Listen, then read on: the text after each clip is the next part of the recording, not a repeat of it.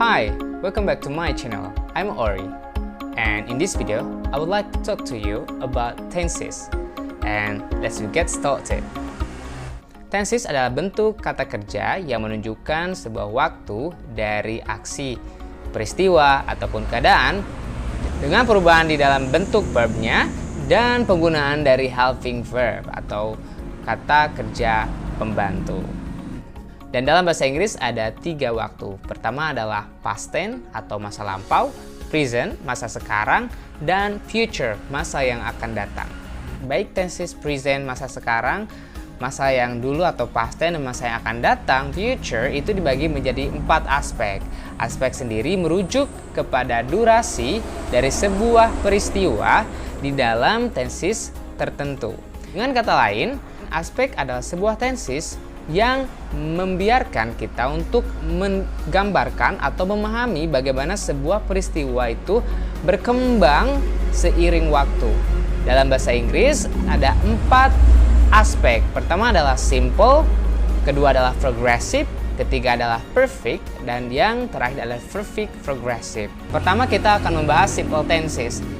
Simple tenses biasanya merujuk kepada aksi tunggal.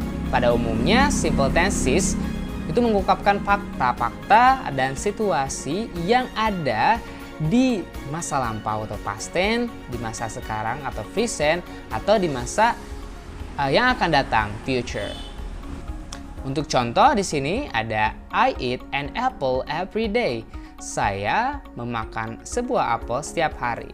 Jadi dalam kalimat ini saya memakan apel setiap hari. Jadi kalimatnya simple. Yang kedua adalah I ate an apple yesterday. Saya memakan apel kemarin. Nah, di sini ada perubahan kata kerja dari eat menjadi ate karena perbedaan penggunaan tenses. Yang pertama menggunakan tenses present, yang kedua menggunakan past tense karena saya makan apelnya kemarin. Yang terakhir adalah I will eat an apple tomorrow. Saya akan memakan sebuah apel besok. Ini adalah bentuk dari future. Tidak ada perubahan kata kerja di future, namun kita harus menambahkan kata will sebelum kata kerja utama. Kata will ini menandakan bahwa kalimat ini adalah kalimat future. Nah, sekarang kita bahas lebih mendalam simple present. Jadi simple present biasanya pada umumnya digunakan untuk mengungkapkan sebuah ide bahwa aksi itu diulang atau repeated action, aksi yang diulang, dan aksi itu bisa sebuah kebiasaan, sebuah hobi, atau peristiwa harian, kebiasaan, hobi, atau peristiwa harian, jadwal, atau sesuatu yang sering terjadi, dan juga sesuatu yang orang-orang sering lupa atau tidak pernah lakukan. Nah, di simple present kita juga bisa mengindikasi bahwa pembicara percaya sebuah fakta itu benar di masa lampau, masih benar di masa sekarang, dan akan benar di masa yang akan datang. Dan tidak penting jika pembicara itu benar tentang fakta itu. Dan ini juga digunakan untuk mengeneralisasikan tentang orang-orang dan hal-hal. For example, di sini Jakarta is in Indonesia. Ini adalah sebuah fakta bahwa Jakarta ada di Indonesia gitu. Singapore is a small country. Singapura adalah negara kecil. Di sini ada penggunaan kata simple tenses dengan penggunaan is sebagai to be atau be verb. This next is the train leaves every morning at 8 AM. Ini schedule, ini jadwal bahwa kereta itu meninggalkan stasiun setiap pagi jam 8 pagi. He never forgets his wallet. Dia tidak pernah lupa dompetnya, dan ini sebuah kebiasaan bahwa dia selalu bawa dompet itu dan tidak pernah lupa untuk bawa dompet. Nah, kita lanjut ke rumus simple present. Untuk kalimat positif ada subject plus verb one plus object or complement. Untuk contoh, I play tennis. Saya bermain tenis. Nah, perlu diingat teman-teman, subjek dalam bahasa Inggris itu ada 7. I, you, we, they, and she, he, it. Untuk subjek she, he, it, jangan lupa menambahkan s, es, or es setelah kata kerja bentuk pertama. Untuk contohnya di sini adalah she plays tennis. Dia bermain tenis. Nah, setelah play ada kata s, penambahan s. He finished the task today. Dia menyelesaikan tugasnya hari ini. Nah, di sini ada penambahan es setelah kata finish. Dan dia menangis. He cries. Dia menangis. Di mana y-nya berubah jadi i dan ditambahkan es. Jadi cries. He cries. Dan cries berasal dari kata cry. Nah, di sini kenapa kita harus menambahkan s, es, or es? Ini ada aturannya lagi. Pertama adalah kebanyakan kata kerja cukup diberikan s setelah kata kerja pertama. For example, work becomes works, sit becomes sits. Dan kata kerja yang diakhiri dengan huruf vowel dan y itu cukup ditambahkan s di akhir kata kerjanya untuk subjek she, it. For example, stay becomes stays. Nah, untuk kata kerja yang berakhir dengan konsonan dan y, rubah y menjadi i dan tambahkan s, jadi yes. For example, di sini ada cry. Nah, di sini ada r itu konsonan, jadi plus y. Cry become cries, hurry become hurries, fly become flies, try become tries. Nah, di sini karena diakhiri dengan huruf konsonan dan y, jadi dirubah jadi es. Untuk kata kerja yang berakhiran s, z, ch, sh, or x, mereka itu ditambahkan es. For example, push become push, catch become catch, buzz become buzz.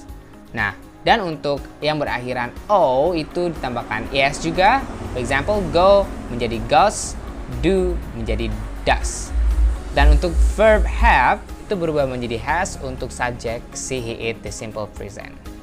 Oke, untuk kalimat negatifnya ada subject plus do or does plus not plus verb 1 plus object or complement. For example, they don't play tennis. Mereka tidak bermain tenis.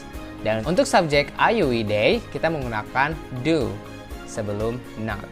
Dan untuk subjek she, it kita menggunakan does sebelum not, setelah subjek dan sebelum not. For example, she doesn't play tennis. Dia tidak bermain tenis. Oke. Dan untuk I, we, they kita menggunakan do, dan untuk she, it kita menggunakan does. Untuk kalimat question. Nah, di sini sama. Untuk subjek I, we, they kita menggunakan do, dan untuk subjek she, it kita menggunakan does. Setelah itu, subject plus verb 1 plus object or complement. For example, does she play tennis? Apakah dia bermain tenis? Untuk subjek they, do they play tennis? Apakah mereka bermain tenis? Oke. Untuk kata kerja be, kita tidak menggunakan kata kerja aksi hanya untuk mendeskripsikan. Rumusnya adalah untuk kalimat positif, subject plus to be plus object or complement. For example, I am a student. Nah, untuk subjek she, it, to be-nya adalah is. Untuk subjek I, to be-nya adalah am. Dan untuk subjek you, we, they, kita menggunakan are. For example, she is late. Dia telat. They are smart. Mereka pintar. Untuk kalimat negatifnya, formulanya adalah subject plus to be plus not plus object or complement. Untuk subject dan to be itu sama seperti bentuk positif. Nah, setelah subject dan to be kita tinggal menambahkan not. For example, I'm not a student. Saya bukan seorang pelajar. She is not late. Dia tidak terlambat. They're not smart. Mereka tidak pintar. Nah, di sini ada contraction. Is not bisa disingkat menjadi isn't. Dan are not bisa disingkat menjadi aren't. Untuk bentuk question, formulanya adalah dibalik. To be di depan, subject setelah itu. So, to be plus subject plus object or complement. For example, is she late? Apakah dia terlambat? Are they student? Apakah mereka student? Atau apakah are they student? Are they students? Apakah mereka pelajar? Oke. Nah, di sini adalah ada time signal of tenses, simple present tense.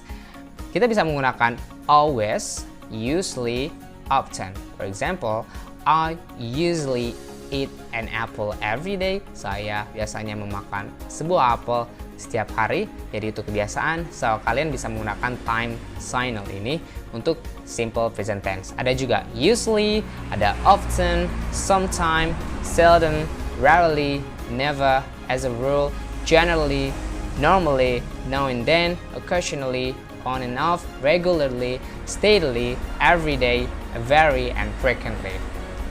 I think that is for the simple present, and for the next video we will continue to talk about simple future and simple past tense. And don't forget to subscribe my channel, and if you like the content, give me a thumbs up, and don't forget to share this video to your friends. Thank you so much, and see you in the next video. Bye bye.